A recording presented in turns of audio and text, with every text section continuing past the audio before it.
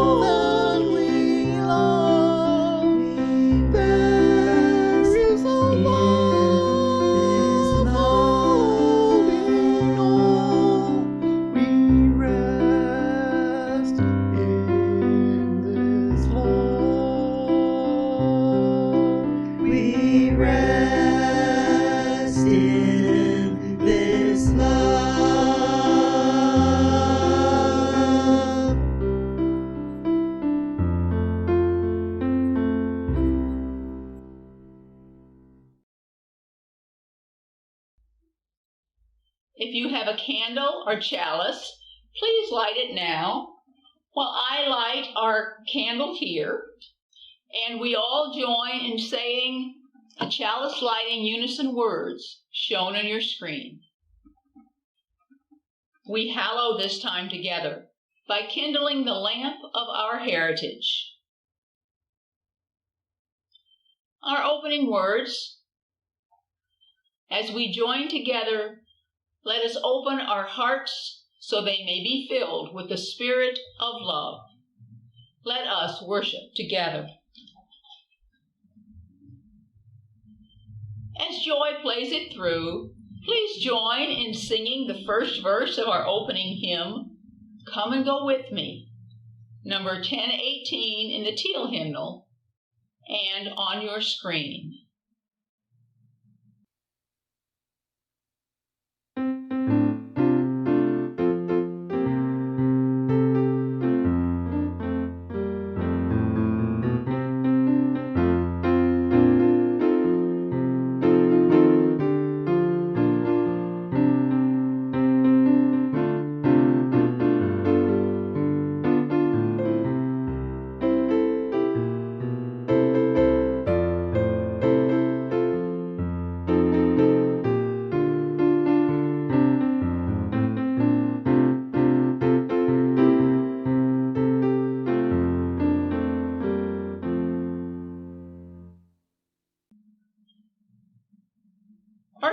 reading is by Danon Katagiri, a Zen Buddhist teacher and founder of the Minnesota Zen Meditation Center.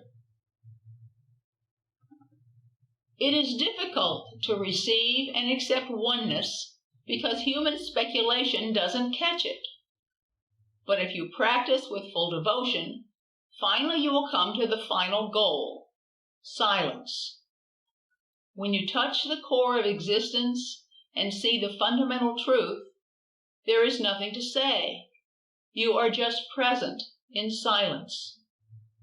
This silence really makes your life alive.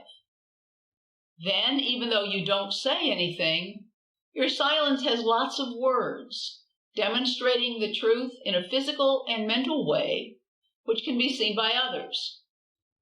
This is Buddhist teaching appearing through the form of a person who sees into the pure and clear depth of human existence.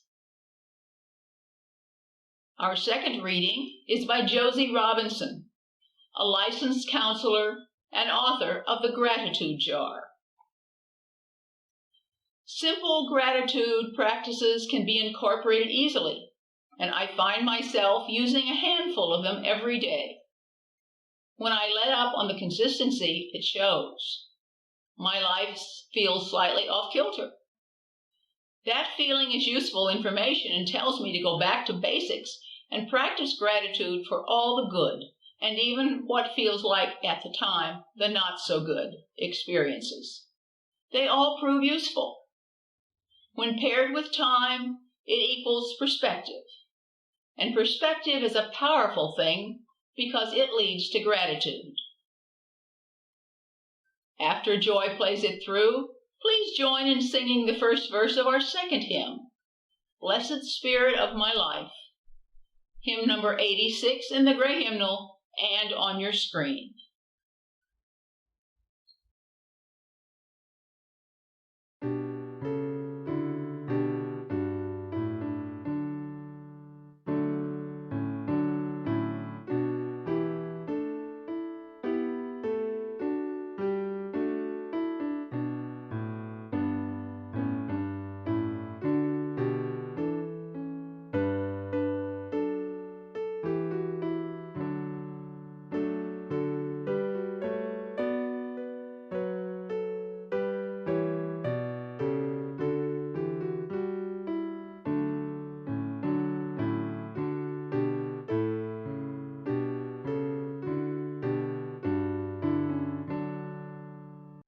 Our story for all ages is titled The Story of Two Wolves, and it is a tale from the Cherokee tradition.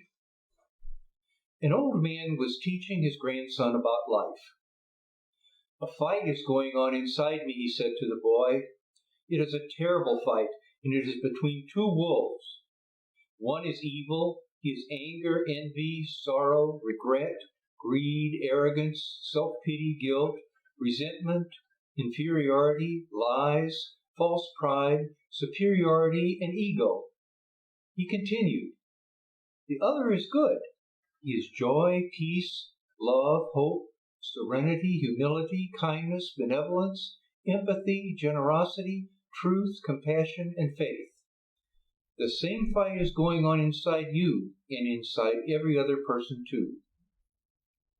The grandson thought about it for a moment and then asked his grandfather, which wolf will win?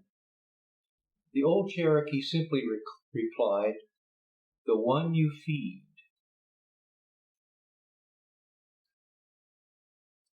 Our meditation. Holy One who is life itself, wake us up to beauty, wake us up to suffering, wake us up to truth, that, for the time we're alive, we can receive the whole gift of it. Amen.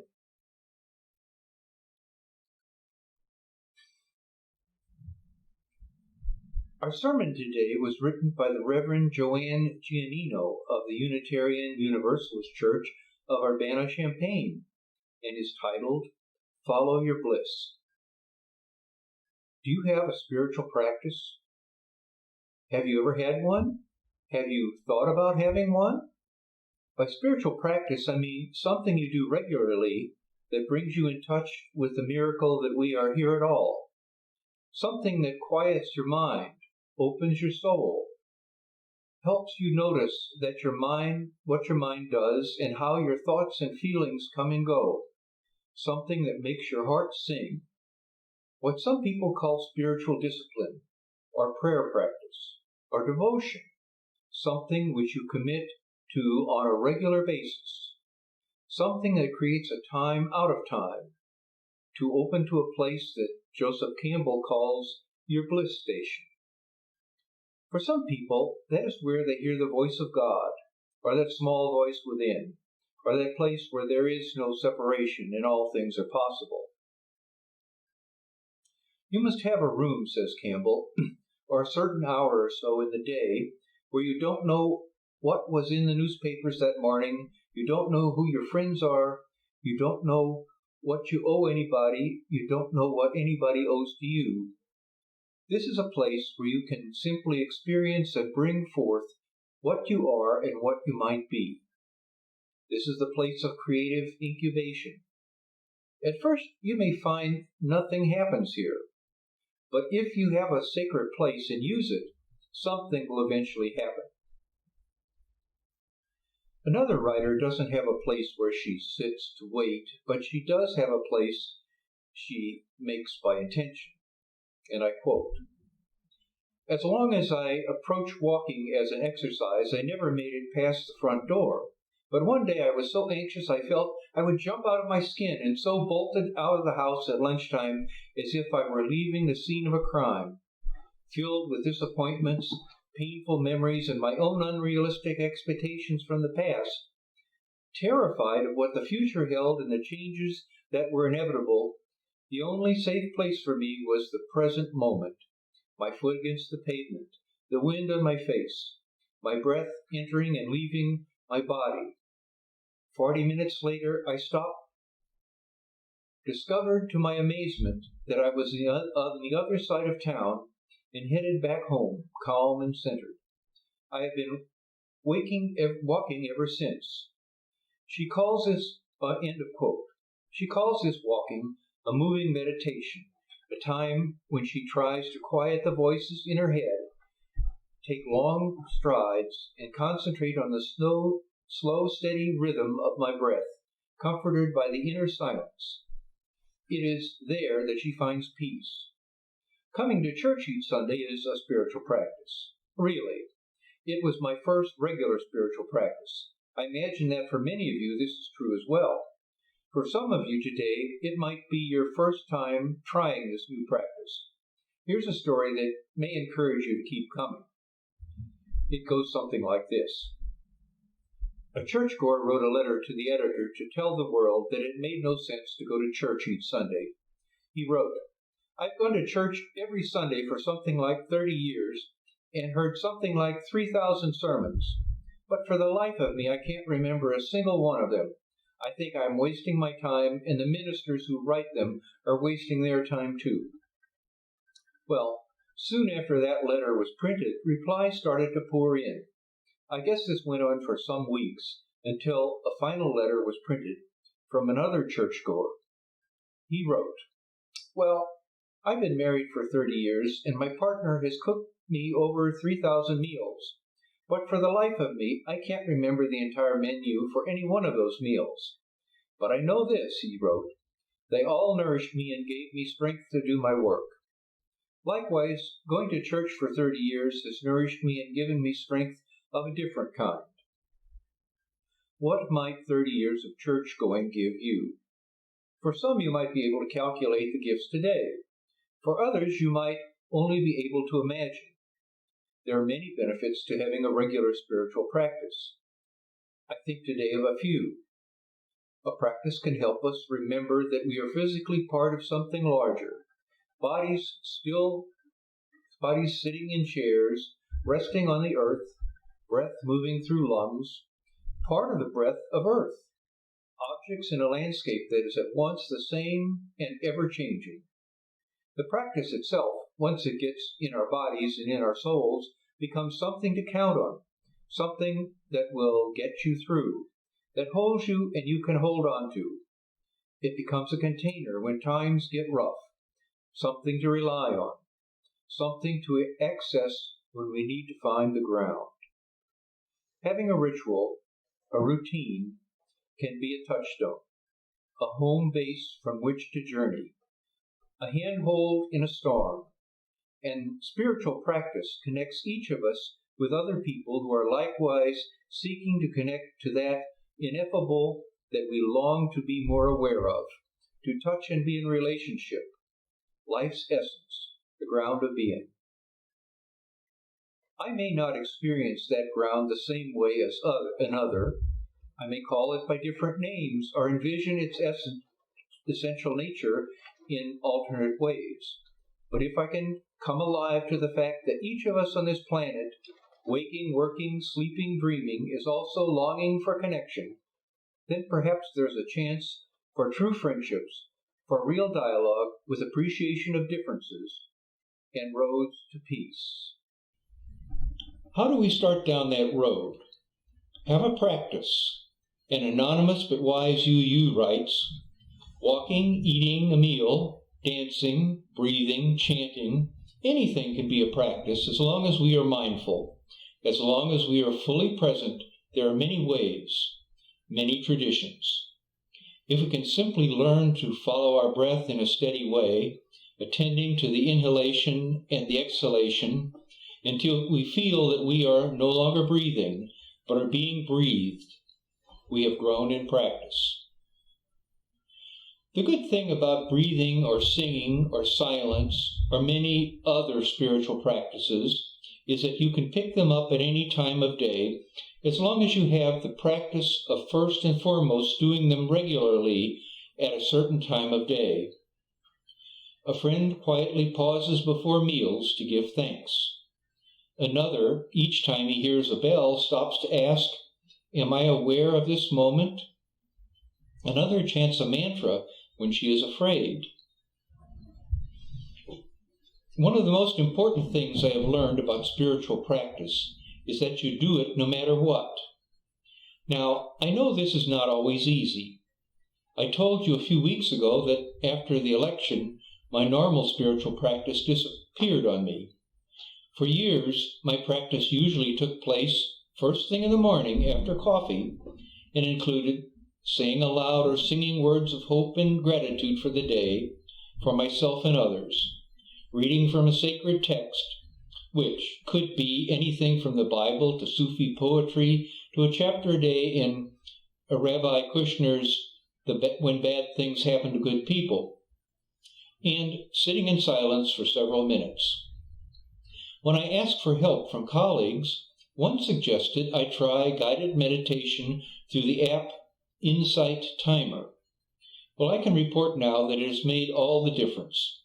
5 minutes a day of guided meditation, gradually increased, has led me back to being able to sit, reconnect to the source of my life, pray for all of us, and think and muse for a good amount of time.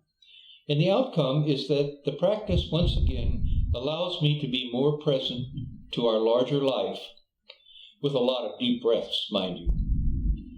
And this is the point, I think. Many days in life, we are all going to be rushed or distracted or feel pushed in directions that may not lead us to our meditation chair, our art room, our knitting corner, or the running path at the park. But we need to get there more than ever on those days. There is this wise quip I heard somewhere years ago. Pray every day for a half hour. On days when you don't have time, pray for a full hour. And the thing is that if you make the time, you will be rewarded many times over. I've heard it again and again in several spiritual communities. Spiritual practice is like a serenity bank.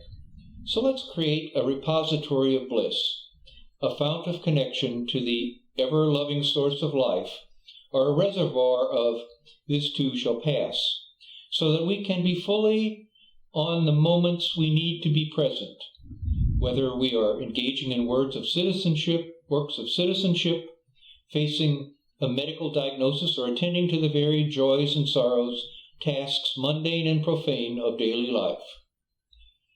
Having a spiritual practice begins with commitment. It is a relationship itself. Take the time to develop it to begin with. Make regular dates as it were, and keep paying attention. Come back if you get off track. Have a spiritual practice partner if that helps too. Someone to bike, walk, pray, knit, sit in silence with. Someone to practice smiling. Do you know that simply smiling changes everything? It's okay to change it up too. It should not be drudgery. It should bring joy. I'm thinking today that I should definitely revive my Monday morning practice of reading the funnies. If it creates for you bliss, rest, or even nothing to begin with other than the space for nothing, do it. My wish for you is that you have a regular practice, a practice that holds you, that you can hold on to, that gets you through, that makes experience new, that allows you to breathe and allows others to breathe too. For the long haul, with joy, and keep coming to church. May it be so. We offer the gentle reminder that this community of faith is supported only by your giving. We need each other, and in times of trial, we need each other even more. You can mail your gift to the church at Post Office Box 494, Alton, Illinois, 62002, or give electronically by searching for First Unitarian Church of Alton on the Givelify app. Give what you will, for you are a generous people. Please join with me in our offering prayer. May this offering equip us to inspire love and seek justice. As joy plays it through, please join in singing the first verse of our closing hymn, I've Got Peace Like a River. It's number 100 in the gray hymnal and on your screen.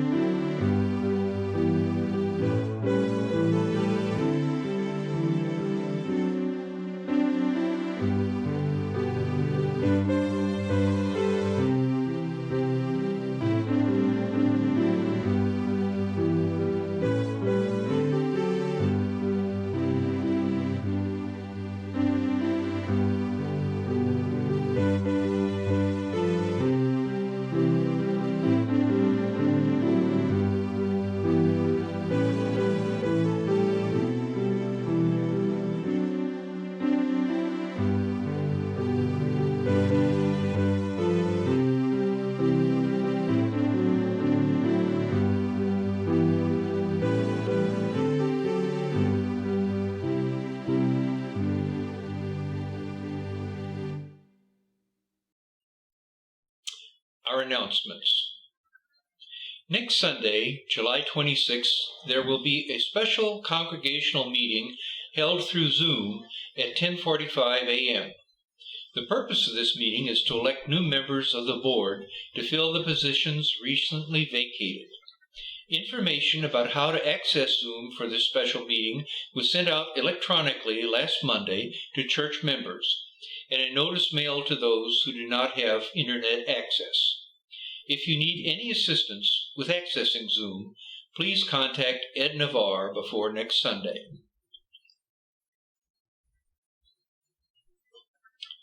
Please join with me in our unison words for Extinguishing the Chalice.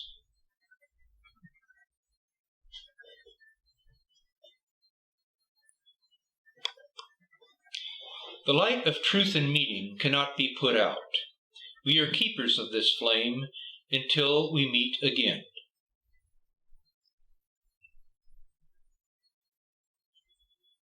Our closing words. Be gentle, be brave, be kind, be patient. This is all that's asked of you. Go in peace.